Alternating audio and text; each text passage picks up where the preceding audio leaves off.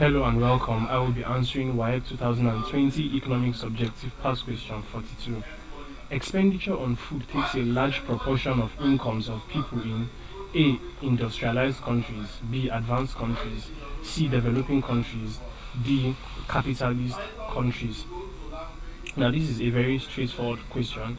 We're asked expenditure on food takes a large proportion of incomes of people in what type of countries.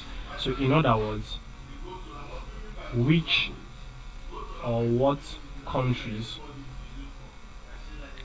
do people spend the largest proportion of their income on food? So amongst these options, developing countries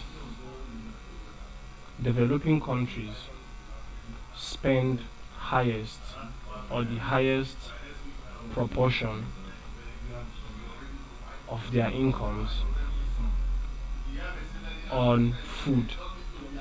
In fact, from recent statistics, there are countries that spend up to 58%, developing countries specifically, that spend up to 58% of their incomes on food. So as we have established, the correct answer is C, developing countries.